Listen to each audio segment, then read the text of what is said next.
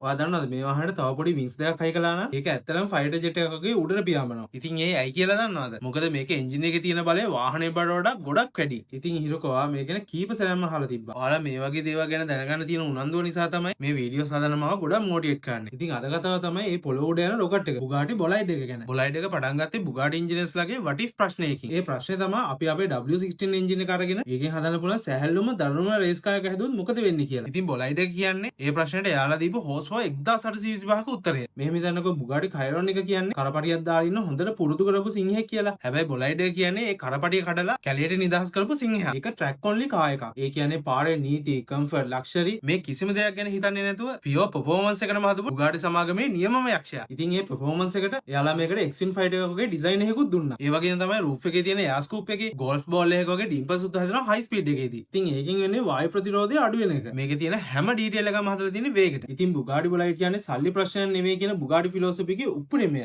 ඒක කාර් එකක් නෙමෙයි. ඒක ඉන්ජිනියරින් වලින් කරන්න පුළුවන් දේවල් සීමාව කොතනද කියලා පෙන්වන රෝද හතරක් තියෙන සයන්ස් එක්ස්පෙරිමන්ට් එකක්. ඉතින් ඔයාලට ට්‍රැක් එකක බදින එකම එක හයිපර් කාර් එකක් තෝරගන්න පුළුවන් නම් ඔයා තෝරගන්නේ Bugatti Bolide එකද නැත්නම් McLaren Senna එකද? ඔයාගේ අල්ටිමේට් ට්‍රැක් වෙපන් එක කමෙන්ට් එකකින් කියන්න. වාහන ලෝකයේ මේ වගේ සයන්ස් එක්ස්පෙරිමන්ට්ස් ගැන තව දැනගන්න අපේ පේජ් එක ෆලෝ කරන්න.